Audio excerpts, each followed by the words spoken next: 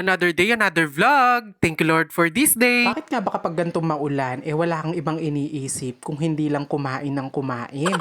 Anyway, sabi nga nila, ganun talaga yung buhay. Kailangan mong kumain para mabuhay. Pagkagising ko nga, agad ko nga nakita tong kilay ko. Abay, napakaganda pala. At ako lang din naman ang gumawa niyan. Minsan nga kapag napatingin ako sa salamin at meron nga ako nakitang kalat-kalat sa ilalim ng mga kilay ko, agad ko na nga dun tinatanggal. Wala lang, gusto ko lang talaga na malinis yung pinakailalim at magandang tignan. Since maaga pa naman nga heto, isasalang ko na nga yung lulutuin kong ulam at magpapakulo muna tayo dito ng mga munggo. Unahin ko na nga muna pala itong palambutin dahil nga medyo matagal to kapag isinalang at maya-maya bibili na din ako ng mga gagamitin ko pa sangkap. Actually, balak ko nga talagang i-pressure cooker to pero dahil konti lang naman napag-isipan ko na pakuluan na lang ng normal. Sa pagpapakulo nga nitong munggo na to, nilagyan ko na din to ng asin para nga meron na din siya lasa. Nung tumila nga yung ulan, bali bumili na din ako ng mga sangkap na gagamitin ko tulad na lang nitong pechay at siling haba. Pandagdag din kasi sa sahog, ito nga tokwa o tofu, kaya naman ayan, bumili ako ng isang buo at pinaghihiwa ko na rin. Sa totoo lang, hindi ko talaga alam kung ano bang pagkakaiba ng tofu at tokwa, pareho lang naman sila ng kulay.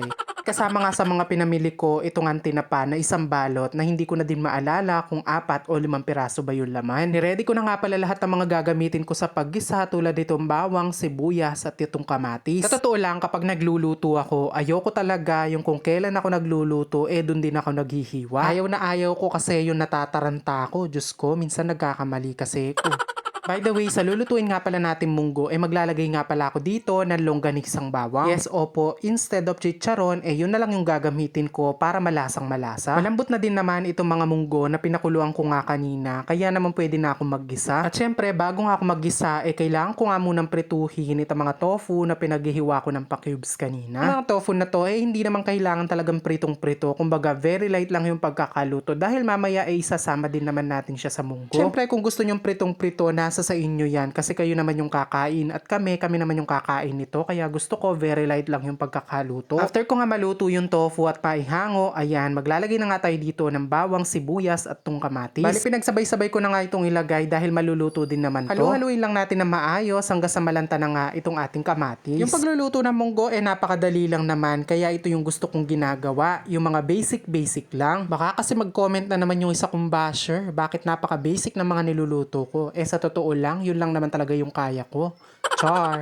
Bale, itong mga longganisa, pagkalagay nga, hinalo-halo ko, tapos mamaya, bubuksan natin yan para maluto din yung mga laman. Na-try ko naman din dati na maglagay nga ng longganisang bawang sa munggo, tapos nasarapan naman ako, kaya naman gusto ko din i-share to sa inyo ngayon. Masarap din naman kasi yan, bukod nga sa timplado na, meron na din yung bawang, paminta, ganyan, kaya masarap na siya. At nung ma-make sure ko nga naluto na nga yung longganisa, susunod ko na nga itong mga pinaghihimay ko kanina na tinapa. Pwede rin naman kayong gumamit ng ibang klase ng isda, kunwari tilapia, yung mga tira-tirang isda, ganun. Pwede rin naman yun, pero ako prefer ko talaga na gumamit ng tinapa para mas lalo malinamnam. Siyempre, para ma-make sure natin, nuluto nga yung tinapang inilagay natin, kailangan natin itong halu-haluin para magbanding sila dyan ng iba pang sangkap. Bali, dito nga sa may kasirolang pinagkuluan natin ng munggo, dito nga natin isasalin yung mga iginisa natin sangkap. Amoy pa nga lang habang ginigisa, pwede ko na nga itong ulamin, kahit hindi ko nga isama dito sa munggo.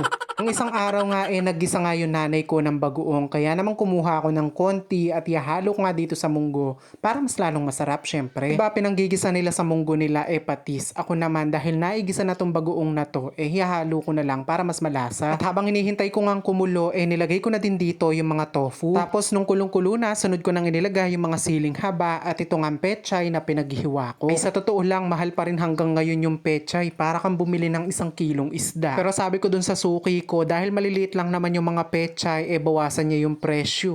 Tapos syempre, pagkalagay ng pechay, kailangan natin tong halu-haluin para maluto. Totoo lang, kapag nagluluto ako ng ginisang munggo, ayoko yung malapot na panlapot. Gusto ko meron pa rin ako nahihigop na sabaw. Kaya naman kung makikita nyo, meron pa mga buo-buong munggo. Hindi ko na nga ito nilusaw dahil gusto ko nga, yung normal lang na may sabaw. Pero syempre, depende pa rin yan sa inyo kung anong gusto nyo. Kung gusto nyo malapot, pwede nyo durugin. At nang maluto nga, agad na nga ako nagsandok ng kanin at heto, lalagyan ko na nga lang siya ng munggo para diretso na ako dito kumain. Baka may magtanong, walang kapartner yung munggo ko. Ganun talaga, hindi habang buhay meron tayong partner. Char! Kahit ganun pa man, meron naman siya longganisang bawang, tinapa at saka tokwa. Dun pa lang busog ka na kahit wala tong partner na prito. Ay Diyos ko, kapag nagdire-diretso yung ulan, talaga naman tataba tayo pare-pareho dahil wala tayong ibang gagawin kundi kumain.